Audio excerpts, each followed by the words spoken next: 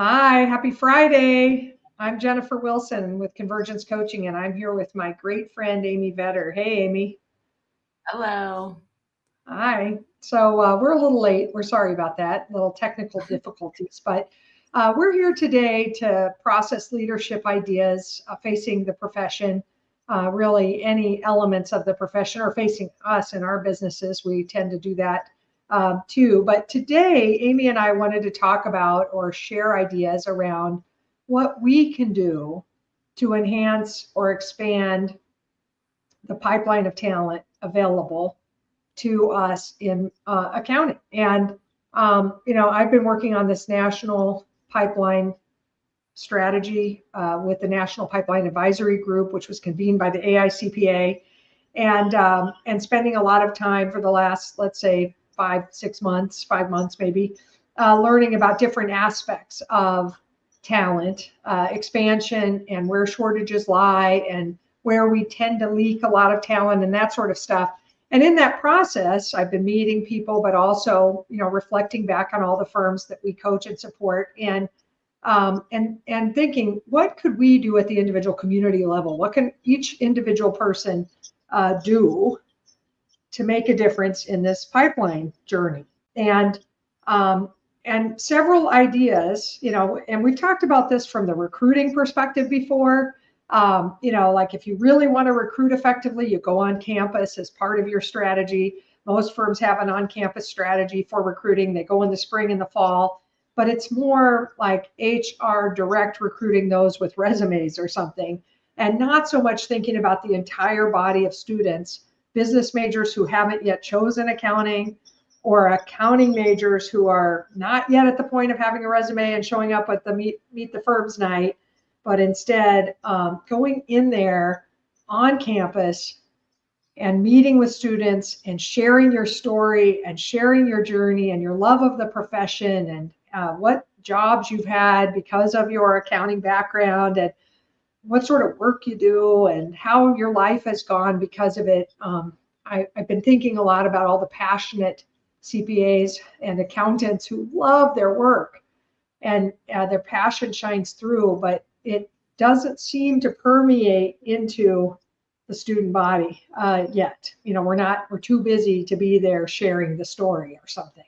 And so they have to get out and meet firms to start hearing some of the how cool it is, how difference making it is, how lucrative it can be.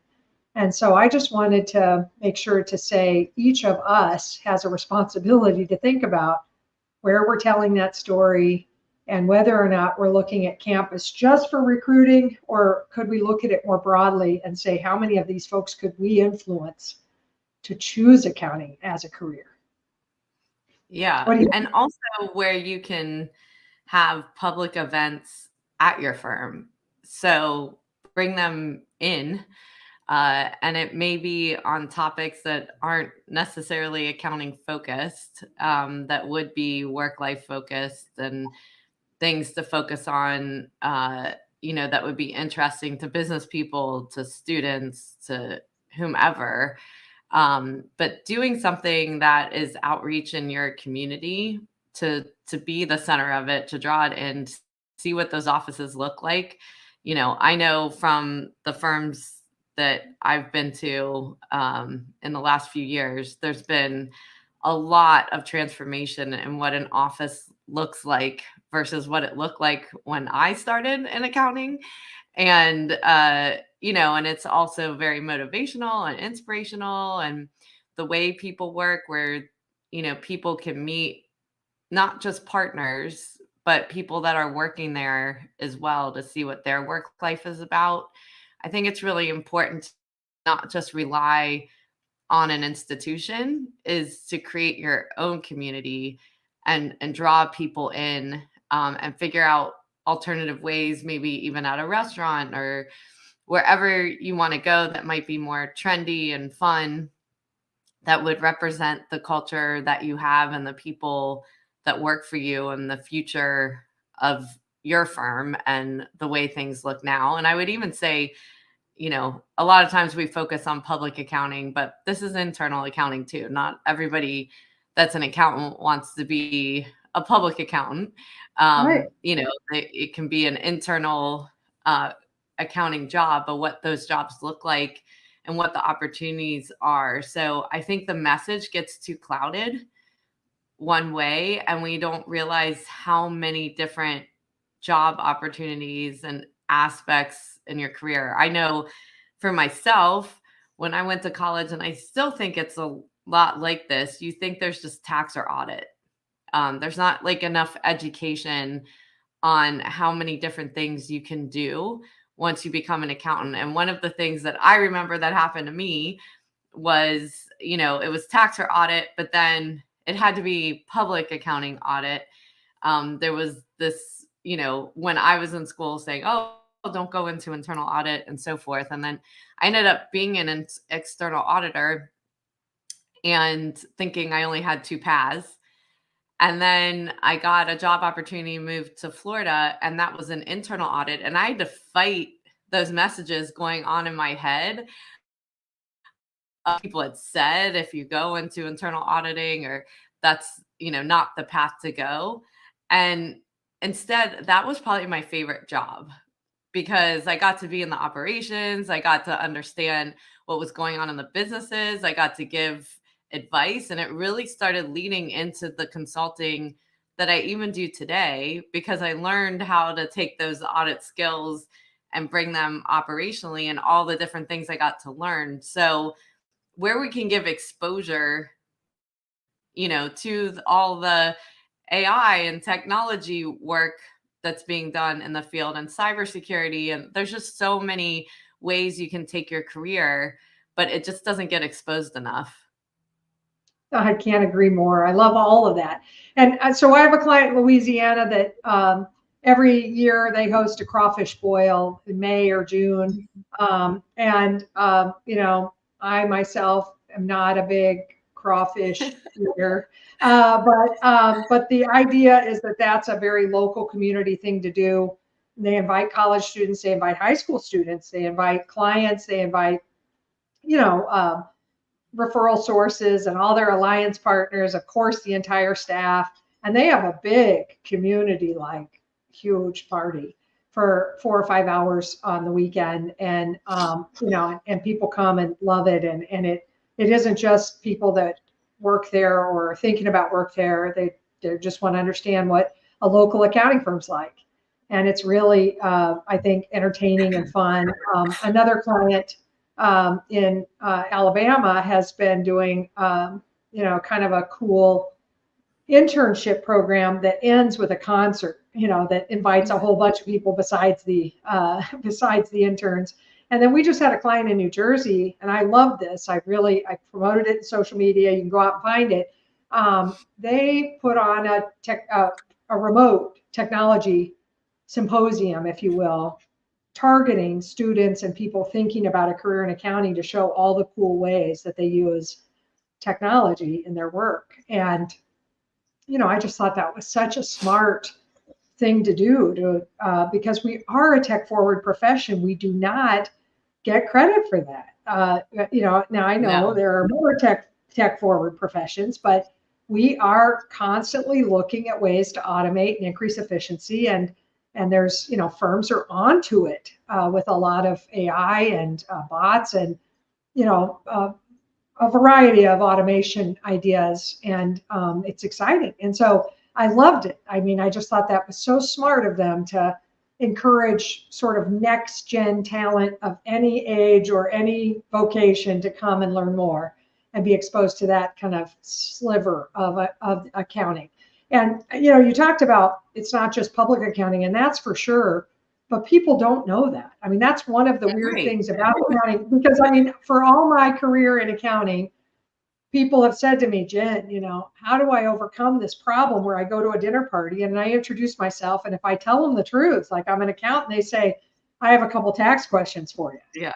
And they're like, I don't do tax, and I don't want to talk about tax at all. Even if I do tax, I don't want to go to a dinner party and answer, what does the heavy oversized vehicle credit still exist or whatever. I don't want to do that.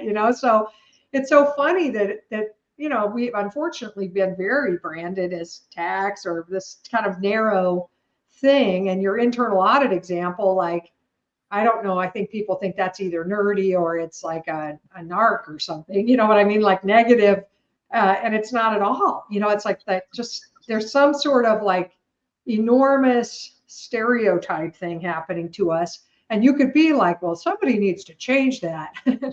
Yes, they do. And it's each of us telling our story, and that's, I think that, we talk, Amy and I can't even do one leadership lunch chat without saying 100% responsible. Okay. We always have to say it. I don't know.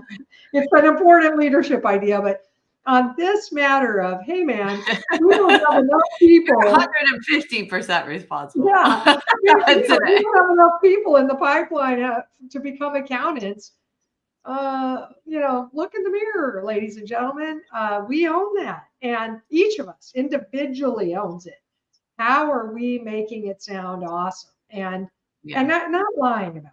Because I'm not, Amy and I are not, we're into authenticity and transparency. And so we can go ahead and talk about some of the hard stuff. That's okay. It is technical. It's hard to pass the exam. It's supposed to be a hurdle. It's not supposed to let everybody in. It's supposed to be special.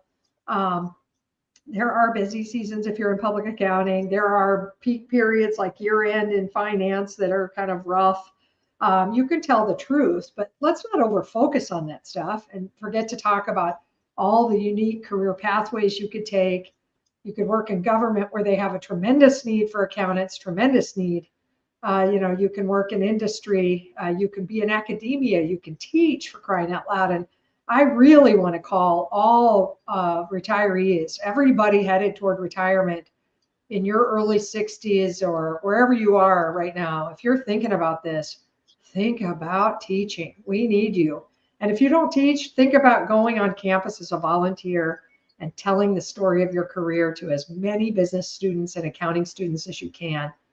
I feel like each of us, if we all just mobilized individually and did one more thing in the next 90 days, we'd make a huge impact to the positive instead of just sort of being victimized by, well, and I also think it's to expand the conversation that, so one of the experiences I'm having this year is my son is an environmental engineer. I have set him up probably with 5 CPA firms to talk to about ESG because where he wants to focus is sustainability. And it has been amazing to open his eyes to how many possibilities and opportunities in accounting firms to do the things that he always dreamed of as an environmental engineer, and to see those opportunities in the accounting space. And we forget that we can broaden this conversation to so many different skill sets. And what we have this, where it used to be a very like one track thing going into a firm, where we have so many different disciplines that we can bring together and collaborate as an accountant with the skill set of someone who is a computer engineer, an environmental engineer, all of these things in order to deliver the engagements of the future and really help companies be able to build their business models, not only for going concern of revenue growth, but to be sustainable companies in the world. And that is, like, to me, just so exciting to be a part of that in this profession. And again, not talked about enough, of all of these different disciplines that can be brought into the profession. It doesn't necessarily mean you have to be a CPA. He's been blown away with the conversations he's had and so excited about these opportunities. And one of the things when we take personal responsibility is to open up anyone we talk about to bring them into the fold of what all the opportunities are. But the other thing that's really important, and this has kind of been, I think, a frustrating thing for those of us in the profession that are trying to help move change, right? And moving change means that there are a lot of things in the profession that need to be fixed, but any profession, there are things that have to be fixed. But there's a lot of bad media that is also happening that doesn't help to keep propagandizing those articles and media. There's not enough positive stories, just like you said, where someone can go speak on campus, but social media is a big place to talk about your positive stories so that what somebody is hearing is not just the doom and gloom. There's a lot of work to be done in the profession, absolutely. However, there's so many great stories and there's so many great livelihoods that have been created because of this profession, and telling those stories on social media or on video or what you do so that you can expose the types of jobs that you do that are very different than what people think an accountant is beyond a tax accountant is very, very important, I believe, to change this conversation. I can't agree more. You know how I feel about bad news. Like I feel like, everybody wants to sell bad news. That's it. Like the Weather Channel sells bad news. And or maybe not those guys in particular, but it's drama. It's negative. It's that's what seems to sell. That's what gets the forwards and the retweets and the likes and all the comments is how can we be kind of negative or doom and gloom. And because of that, I avoid mainstream media, television, news, or any of that stuff. I don't let any of that into my being. I go pull my news because I want sources that are balanced and I want sources that are not drama. We have to watch that in our profession. It's fun to bandwagon and play Ain't It Awful and talk about how heinous our busy seasons were. And if they were heinous, what are we doing to change it? That's what I want to know. I don't want to just hear that you had a terrible busy season. I want to hear your strategies for how to be better next time. And sometimes, like, we have a couple of people that post regularly to Tax Twitter hashtag. They might talk a little bit about the things that aren't working, but they are making change, and they will post about the changes they made and how it worked for them. How it made a difference this next busy season, and it's been super gratifying to watch that responsibility happen. But we do have to amplify the positive as much as we amplify the negative. And we have so many great stories. So firms posting like day in the life type posts, or each of us individually posting those things about here's a day in my life, or here's a client engagement I got to go to, or, I have the privilege of travel in my work, and you do too, Amy. And sometimes, posting from, a boardwalk where I just got to do my run on the boardwalk by the beach. That's part of the wonder of my work. And so sometimes we hide that stuff. We're not transparent about the really cool opportunities or the respites that we get, or the financial benefits of being in this profession, or we just don't amplify the good and the cool and the valuable. And we instead try to amplify sort of the underbelly or something, because that's what seems to attract attention and notice. So I think that's another place we have to be more responsible and at least be balanced. Yes. at least be balanced and pay attention. Okay, I've done a couple negative posts. Now I'm going to do a couple positive ones for the next 2 posts or something. I'd rather have us try to minimize how much negativity, but if it's on your heart, post what you have to, but just pay attention to the fact that we're causing the story. We each individually are creating this story of what our profession is. And it is a wonderful profession filled with smart, good-hearted, well-meaning, difference-making, hardworking, committed professionals that are making a difference in the world. And we have to find a way, and they're having fun. I have fun with my clients. I have fun with you, Amy. There's a lot of this that's fun, and we got to make sure people know it. If it was all just drudgery, most young people don't want to grow up and be like us. They have to see all the cool stuff too, so that they can think, that looks like a lifestyle I would like. And they need to know it doesn't have to be the old models that we've had in the past. They need to help us refine those models, as we've talked about a lot. So anyway, I think this is such an important topic. What could we each do at the grassroots level, individually, personally, responsibly, to grow the pipeline and expand the number of people who are an interest in the career? And I loved what you shared about your son, because it's engineers, but it's also attorneys on the trust side, and on the valuation side or forensic side, and all sorts of folks, data analysts. Of course, we need as many data analysts as we could possibly get. So there's lots of non-traditional pathways, and I just hope more people will consider a career in accounting because of your efforts, each of you, and mine, and Amy's. So anyway, any parting thoughts before we quit? No, it feels good to have a positive conversation in this arena. And I think just a reminder of all of us, it's what each of us can do, and the collaborative effort, and not waiting for someone else to do it. You want change, everyone has the opportunity of doing that change in whatever mode is most comfortable for you. So thank you all for being part of this chat with Jen and I again this week. Thanks, everybody. Have a great week.